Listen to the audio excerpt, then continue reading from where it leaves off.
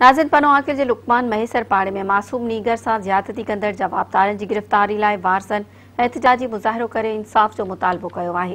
अन हवाले सां ॾिसो था एहसान भट्टी जी ही रिपोर्ट।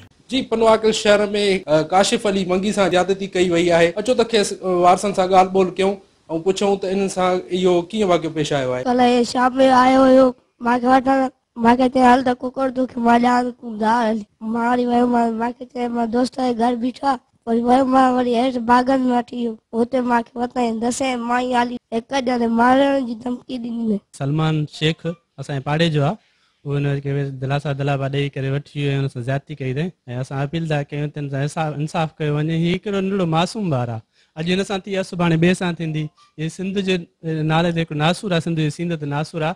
महिरबानी करे हिनखे इंसाफ़ ॾिनो वञे ऐं असां पुरज़ोर अपील कयूं था त हिनखे इंसाफ़ ॾेई करे हुनखे कैफ़र किरदार ताईं ऐं हुनखे सरेआम फांसी ॾिनी वञे, जीअं ॿीहर अहिड़ो वाक़ियो पन्याकल में पेश न अचे। नड़ो मुंहिंजो बीठो हो, मां आयुमि त ॿार बीठो हुयो, हिन खां मूंसां हाल वाल न कयो। मां मिलियोमांसि, बाद में नड़ा ॿार बीठा हुया, नड़े खणी वियो। कलाक ॾेढ खां बाद में असां जांच कई त सलमान शेख खणी वियो आहे।